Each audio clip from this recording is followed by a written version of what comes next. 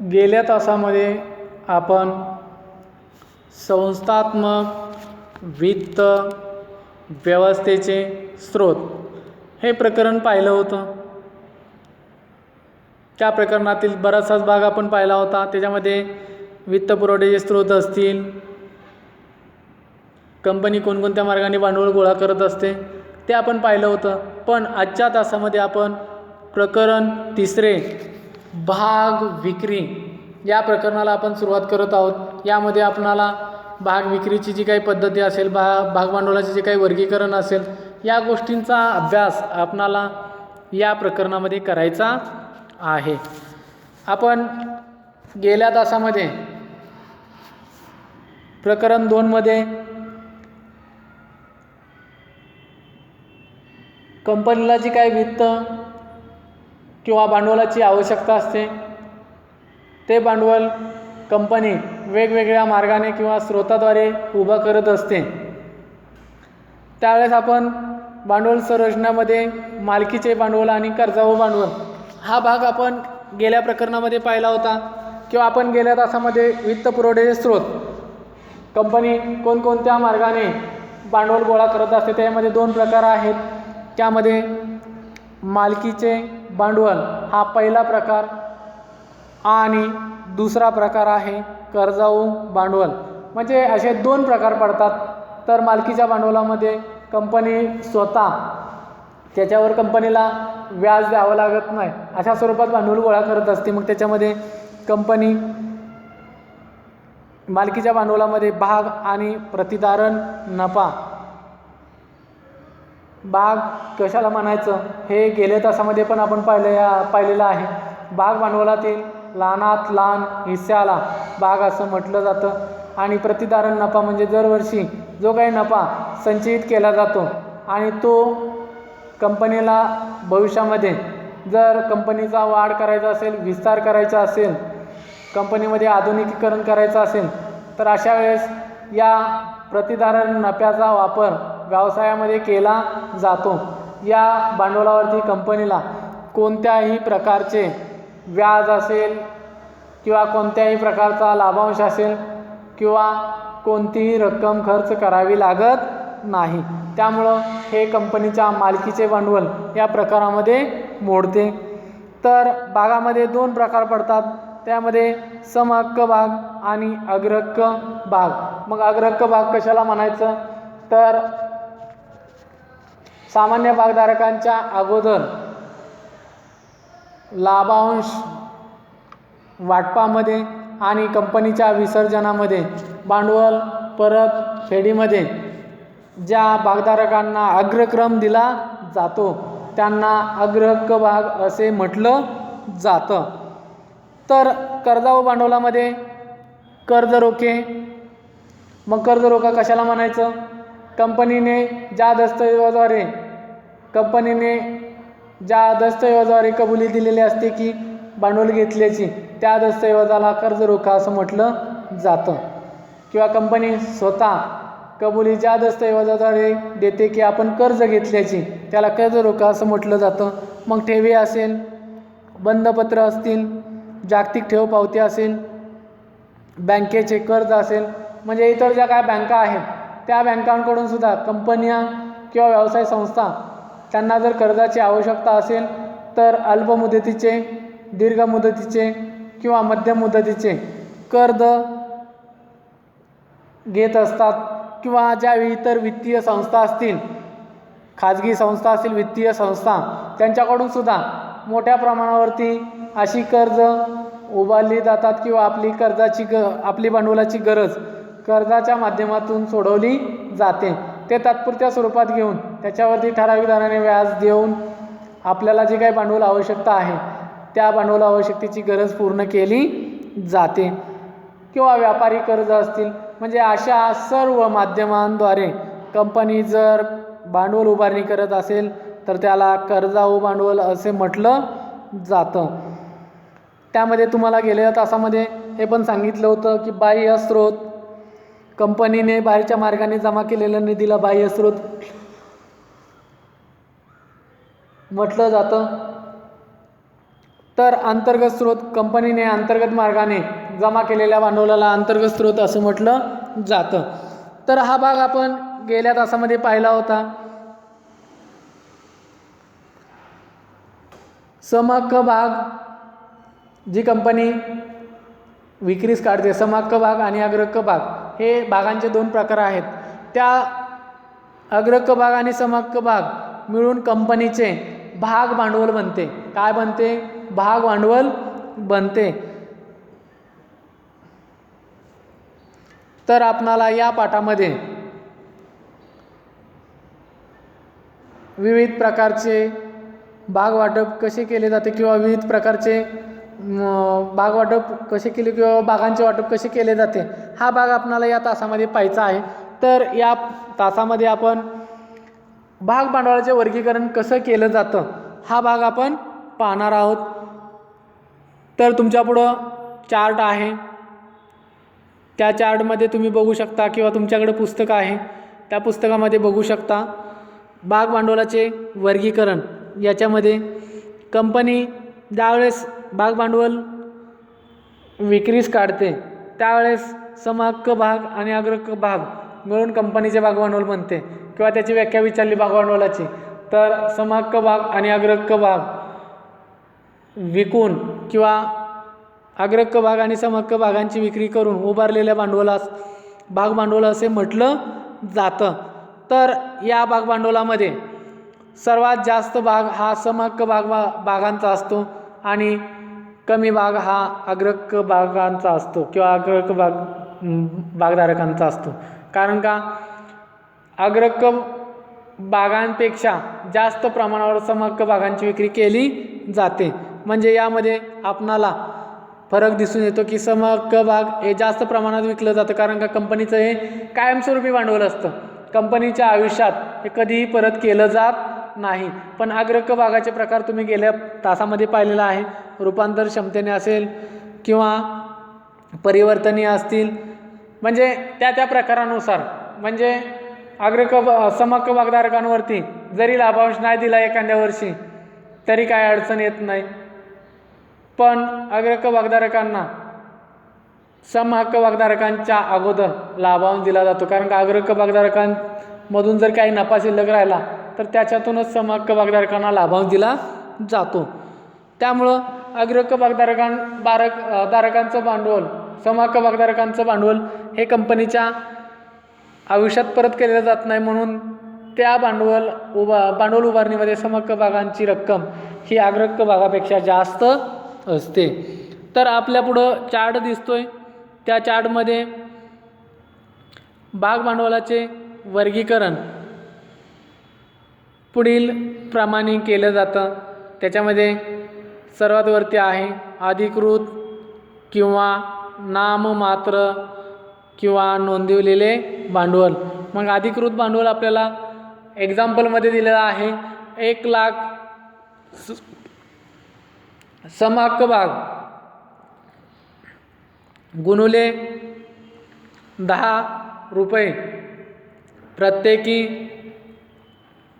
म्हणजे एका भागाची किंमत किती आहे 10 रुपये आहे. किती भाग आहेत 1,00,000 आहेत. तर टोटल अधिकृत भांडवल आपली रक्कम किती होईल 10,00,000 होईल. त्या अधिकृत भांडवलाचे किंवा नोंदवलेल्या भांडवलाचे किंवा नाममात्र भांडवलाचे दोन प्रकार पडतात. त्याच्यामध्ये विक्रीस काढलेले भांडवल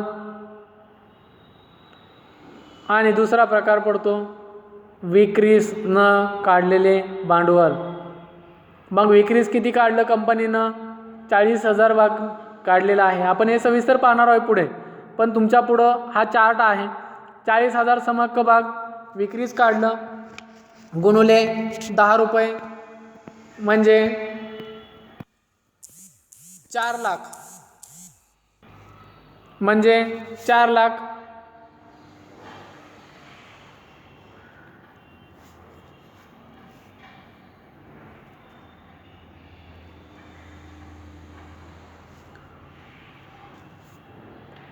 हे विक्रीस काढलेलं भांडवल आहे. आणि विक्रीस न काढलेलं भांडवल 60,000 समहक्क भाग गुणिले 10 म्हणजे 6 लाख हे विक्रीसनं काढलेलं भांडवल आहे. नंतर विक्रीस काढलेल्या भांडवलामध्ये पुन्हा 2 प्रकार पडतात. त्याच्यामध्ये प्रत्यक्ष विकलेले किंवा खपलेले भाग, तर दुसरा प्रत्यक्ष न विकलेले किंवा न खपलेले भांडवल. मग प्रत्यक्ष विकलेले 40,000 विक्रीला काढलं होतं, त्यातलं प्रत्यक्ष किती विकलं? 30,000 समहक्क भाग गुणिले 10 3 लाख हे प्रत्यक्ष विकलेलं भांडवल आहे. तर प्रत्यक्ष न विकलेलं भांडवल किती राहिले भाग? 30,000 विकलं, 40,000 म्हणजे 10,000 राहिलं.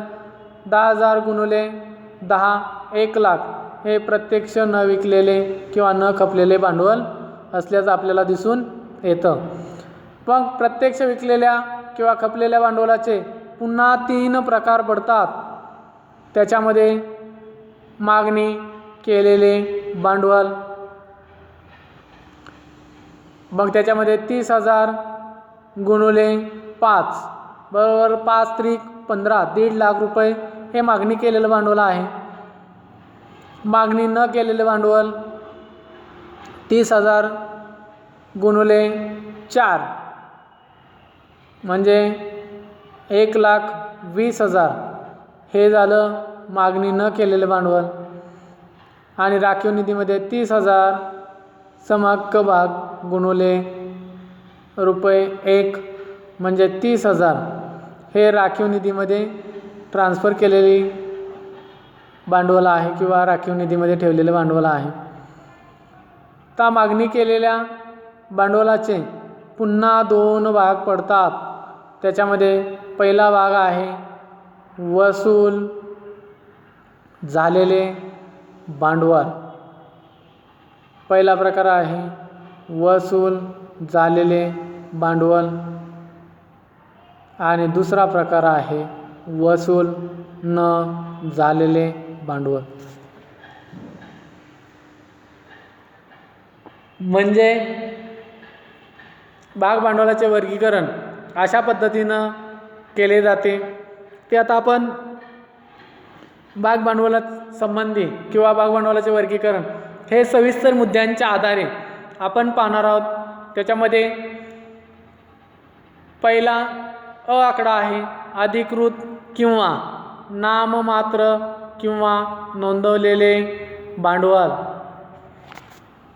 अधिकृत भांडवल हे कंपनीच्या घटनापत्रकामध्ये नमूद केले जाते.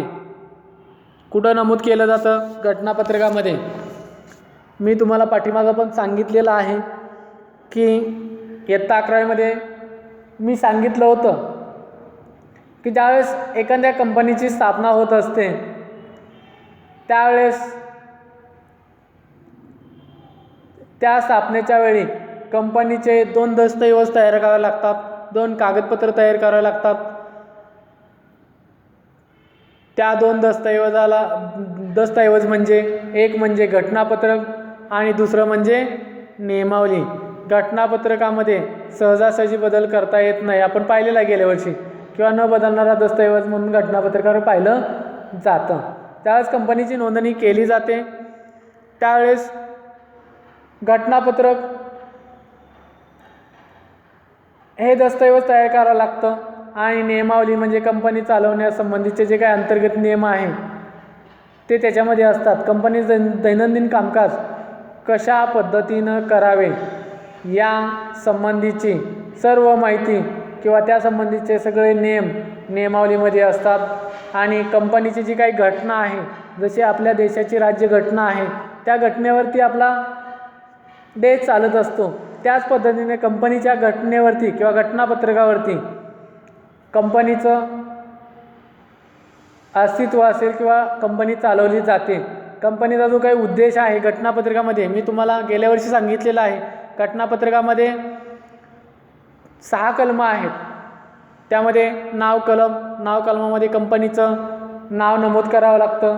स्थळ कलमामध्ये कंपनीचं ठिकाण, कंपनी कुठं तुम्ही स्थापन करणार आहे, कंपनी कोणत्या ठिकाणी स्थापन होणार आहे किंवा कोणतं राज्य आहे या संबंधीची सर्व माहिती घटनापत्रकाच्या स्थळ कलमामध्ये लिहिली जाते. जबाबदारी कलमामध्ये कंपनीची कशी जबाबदारी आहे, कंपनीमध्ये असणाऱ्या सभासदांची जबाबदारी कशी आहे या संबंधीचे किंवा सर्व संबंधी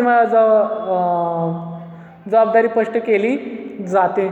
उद्देश कलमामध्ये कंपनी कोणत्या उद्देशासाठी स्थापन केलेली आहे तो उद्देश त्या ठिकाणी नमूद केला जातो.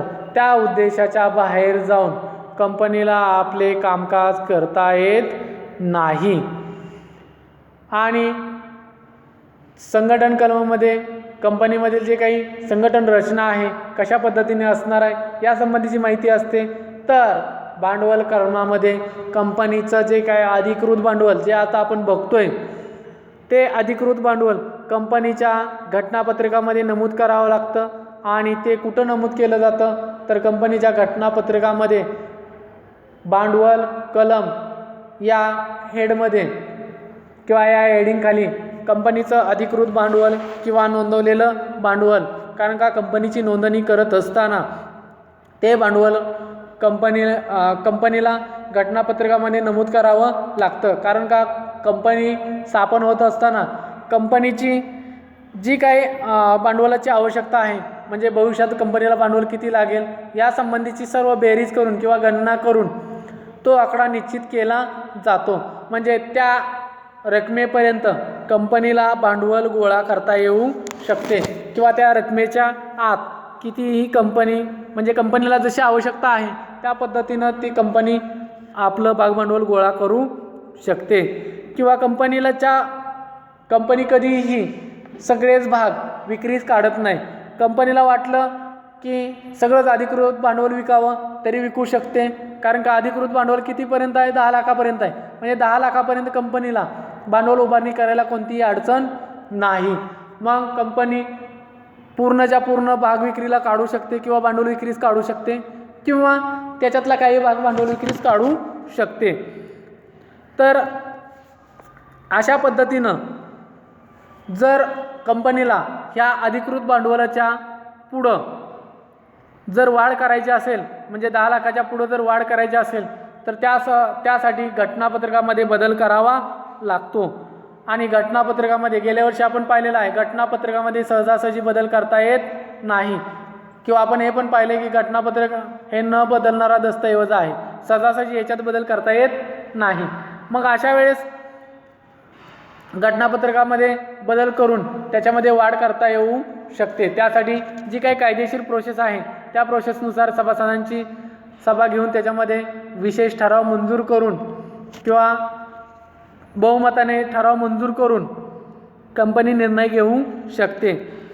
त्यावेळेस कंपनी सांगायचं तात्पर्य कंपनीने जेवढं अधिकृत भांडवल आहे किंवा घटनापत्रकामध्ये नोंदवलेलं भांडवल आहे ते पूर्णच्या पूर्ण कधीही विक्रीस काढत नाही. त्यालाच मी अधिकृत भांडवलाचा काय शब्द सांगितलेला आहे, नोंदणीच्या वेळेस नोंदवलं जातं म्हणून नोंदणीकृत भांडवलसुद्धा म्हटलं जातं. किंवा कंपनी सगळ्याच्या सगळा भाग भांडवल विक्रीस काढत नाही, त्यातला भाग काहीतरी शिल्लक ठेवते, त्याला नाममात्र भांडवलसुद्धा असं म्हटलं जातं. मग याच्यामध्ये तुम्हाला तक्त्यामध्ये मगाशी सांगितलं की कंपनीने XYZ कंपनी आहे, कंपनीचं नाव नाही आपण XYZ कंपनी म्हणू. त्या XYZ कंपनी नव्याने स्थापन होत आहे. त्या कंपनीने 1 लाख समहक्क भाग म्हणजे जे काही 10 लाख भाग भांडवल आहे ते 1 लाखामध्ये डिवायडेशन केलेलं आहे. 1 लाख भागामध्ये विभागलेला आहे आणि 10 रुपयाचा एक भाग आहे. मी तुम्हाला गेल्या वर्षी हे पण सांगितलं होतं की आपण ज्यावेळेस कंपनीमध्ये किंवा आपण इतर व्यवसाय संघटनेचा अभ्यास करत असताना एकल व्यापारामध्ये एकच व्यक्ती असतो, भागीदारीमध्ये कमीत कमी 2 जास्तीत जास्त 50, एक व्यक्ती कंपनीमध्ये एकच असतो, संयुक्त हिंदू कुटुंबामध्ये कोणतीही मर्यादा नाही, जन्माला येणारा प्रत्येक व्यक्ती हा व्यवसाय संघटनेचा सभासद असतो. खाजगी कंपनीमध्ये कमीत कमी 2 जास्तीत जास्त 200, सार्वजनिक कंपनीमध्ये कमीत कमी 7 जास्तीत जास्त असंख्य. म्हणजे या कंपनीचे भाग कोणत्याही व्यक्तीला खरेदी करता येऊ शकतात। हे मी गेल्या वर्षी सांगितले, कारण का या बागांची किंमत किंवा दर्शनी मूल्य हे अतिशय छोटंसं असतं। 10 रुपये, 20 रुपये, 50 रुपये, 100 रुपये, म्हणजे 100च्या आत याचं मूल्य तो अतिशय कमी असतं। म्हणजे समाजातील कोणत्याही घटकाला कंपनीचे भाग खरेदी करता यावेत म्हणून याचं दर्शनी मूल्य हे कमी असतं। मग अशा वेळेस 10 रुपयाचा भाग आहे, 1 लाख भागामध्ये ते विभागलेलं आहे, म्हणजे 1 लाख गुणुले 10 म्हणजे 10 लाख रुपये हे तुमचं कंपनीचं XYZ कंपनीचं अधिकृत भांडवल आहे। पण मी मगाशीच सांगितलं की कंपनी सर्वच्या सर्व कधीही भांडवल विक्रीस काढत नाही। त्यातलं काही भांडवल विक्रीस काढत असते, तिला ज्यावेळेस आवश्यकता वाटेल भांडवलाची त्यावेळेस पुन्हा परत भागांची विक्री करते आणि भांडवल गोळा करत असते। त्यामुळे नव्याने स्थापन होणारी कंपनी काही भाग विक्रीस काढते। तर आपल्या XYZ कंपनीने विक्रीस काढलेले भाग किती आहेत? 40,000 आणि विक्रीस न काढलेले भाग किती आहेत? 60,000। म्हणजे तुमच्या पुढं ब आकडा आहे, विक्रीस काढलेले आणि विक्रीस न काढलेले भांडवल। याच्यामध्ये ज्यावेळेस कंपनी अधिकृत भांडवलातील काही भाग हा विक्रीस काढते किंवा जनतेला आवाहन करते भाग खरेदीसाठी, तेवढ्या त्या भागांना काय म्हटलं जातं? विक्रीस काढलेले भांडवल असं म्हटलं जातं। आणि विक्रीस न काढलेले म्हणजे आवाहन न केलेल्या उर्वरित अधिकृत भांडवलास विक्रीस न काढलेले भांडवल असे म्हटले जाते। म्हणजे कंपनीनं प्रत्यक्ष विकण्यासाठी जेवढी संख्या काढलेली आहे विकायला, त्या संख्येला विक्रीस काढलेले भांडवल असं म्हटलं जातं आणि उर्वरित जे शिल्लक राहिलेलं आहे त्याला विक्रीस न काढलेले भांडवल असं म्हटलं जातं। म्हणजे विक्रीस काढलेले भांडवल हे अधिकृत भांडवला इतके किंवा त्यापेक्षा कमी असतं। मी मगाशी सांगितलं कंपनीच्या इच्छेवरती 10 लाखापर्यंत कंपनी सगळेच्या सर्व भाग विक्रीला काढू शकते भाग भांडवल, किंवा त्याच्यापेक्षा काही कमी भाग भांडवल विक्रीस काढू शकते आणि आपली भांडवलाची गरज पूर्ण करू शकते। मग आता कंपनीनं अधिकृत भांडवलातील काही भाग विक्रीस काढला तर काही भाग पाठीमागं ठेवला, म्हणजे आवाहन केलं ना लोकांना, ज्या भागावरती आवाहन केलं नाही त्यांना काय म्हटलं जातं? विक्रीस न काढलेले भांडवल असं म्हटलं जातं। तर विक्रीस काढलेल्या भांडवलामध्ये ज्यावेळेस कंपनी सर्वच्या सर्व भाग विक्रीस काढते त्यावेळेस सर्वच्या सर्व भाग विकतील किंवा त्या भागांना मागणी येईल याची शाश्वती देता येत नाही, कारण का कंपनी ही नव्याने स्थापन झालेली असते। त्यावेळेस जेवढं कंपनीनं भाग विक्रीस काढलेला आहे तेवढं भाग विकतील याची शाश्वती नसते, कारण का की कंपनीचं बाजारपेठेमध्ये नावलौकिक नसतं। कंपनी नव्याने स्थापन होत असती, जनतेला वाटतं की आपण जे इन्व्हेस्टमेंट केलेलं आहे त्या इन्व्हेस्टमेंटवरती आपल्याला काहीतरी परतावा मिळावा, मग ही नव्याने स्थापन होणारी कंपनी कशी चालते का बुडते, या अनेक कारणामुळं जेवढं भाग विक्रीला काढलेलं आहे तेवढं भाग विकले जात नाहीत। आपण साधं उदाहरण आहे, परीक्षेला जेवढे विद्यार्थी बसतात तेवढे सगळे पास होतात का? नाहीत, काही जण नापास होतात। तसंच आहे, जेवढं विक्रीला काढले त्यातलं काही भांडवल खपतं किंवा काही भागांनाच मागणी येते, काही भागांना मागणी येत नाही।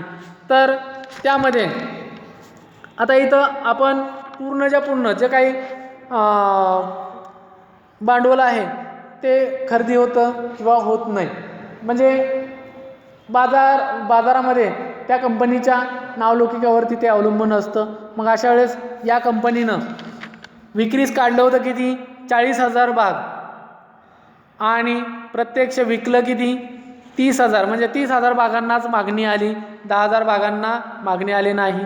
म्हणून आपण न विकलेले किंवा न खपलेले भाग किती झाले? 10,000 गुणुले 10 1 लाख, हे भांडवल विकलंच नाही। विकलं किती? 30,000 शेअर्स गुणुले 10 म्हणजे 3 लाख, हे भांडवल विकलं। विकल्यानंतर कंपनी कधीही जी काही भागाची ठरलेली रक्कम आहे ती ॲट ए टाईम कधीच गोळा करत नाही, ते हप्त्यामध्ये जमा केली जाते किंवा हप्त्यामध्ये घेतली जाते त्यालाच भाग हप्ता म्हणजे प्रत्येक हप्त्याला काय म्हटलं जातं, भाग हप्ता असं म्हटलं जातं किंवा भाग हप्ता मागणी असे म्हटलं जातं. म्हणजे कंपनी ती रक्कम कंपनी इन्स्टॉलमेंट करते 5 रुपये, 4 रुपये, 1 रुपया किंवा 3 रुपये, 2 रुपये, 3 रुपये, 2 रुपये असे 4 अलॉटमेंटमध्ये किंवा 4 हप्त्यामध्ये घेत असते. त्यामुळं कंपनीच्या कोणत्याही परिस्थितीत कंपनी सर्वच्या सर्व रक्कम घेत नाही. मग त्याच्यामध्ये पुन्हा 3 प्रकार पडतात, मागणी केलेले भांडवल, मागणी न केलेले भांडवल आणि राखीव भांडवल. राखीव भांडवल हे कंपनीला ज्यावेळेस कंपनीचं विसर्जन होत असतं त्यावेळेस त्या कंपनीला विसर्जनाच्या वेळेस जी काही वित्तीय गरज आहे ती भागवण्यासाठी ते भांडवल शिल्लक ठेवावं लागतं. मग कंपनी 1 रुपयाप्रमाणे ते भांडवल शिल्लक ठेवते. म्हणजे 30,000 गुणुले 1 30,000 म्हणजे 30,000 भाग गुणुले 1 रुपया म्हणजे 30,000 भांडवल हे राखीव भांडवल म्हणून ठेवलं. तर मागणी केलेल्या भांडवलामध्ये 5 रुपयाचा हप्ता मागणी केला आहे म्हणजे 30,000 गुणुले 5 प्रत्येकी असल्यामुळं ते 1.5 लाख रुपये भांडवल हे मागणी केलेलं भांडवल आहे. आणि मागणी न केलेलं 30,000 गुणुले 4 रुपये पाठीमागं ठेवलं म्हणजे हे दुसऱ्या हप्त्यामध्ये घेणार आहे. त्यामुळं 4 रुपयांनी 1,20,000 म्हणजे 3 चौक 12 1,20,000. तर अशा पद्धतीनं हे 3 भाग पडतात. आता मागणी केलेल्या भांडवलामध्ये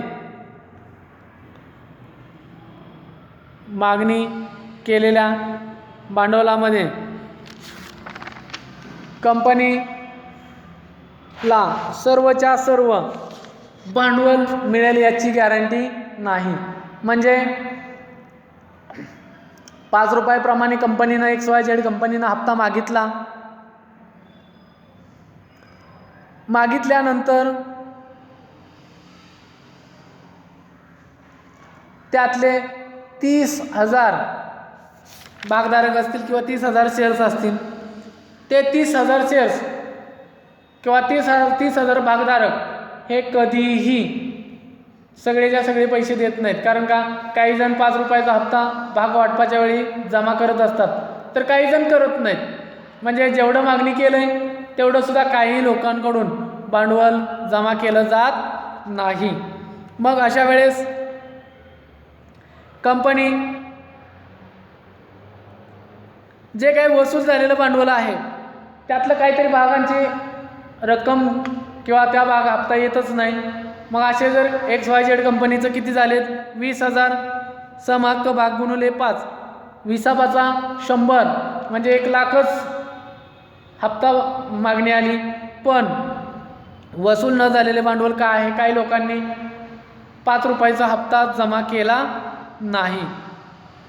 असे पण असतात की काही लोक हप्ता जमा करतात, काही लोक हप्ता जमा करत नाहीत.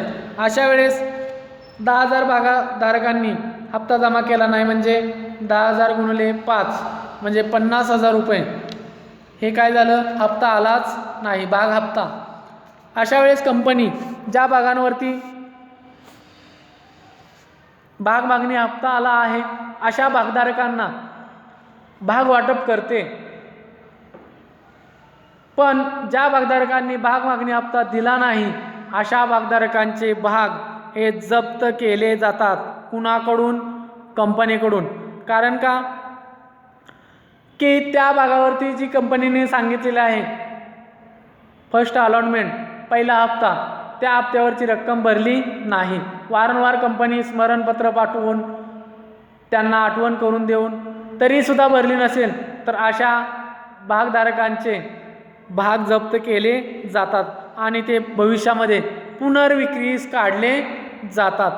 म्हणजे आपण या ठिकाणी पाहिलं की XYZ कंपनीने किंवा X कंपनी आहे त्या कंपनीने वसूल झालेलं भांडवल म्हणजे 20,000 भागावरतीच 5 रुपयांनी पैसे गोळा झाले म्हणजे 1 लाख भांडवल गोळा झालं.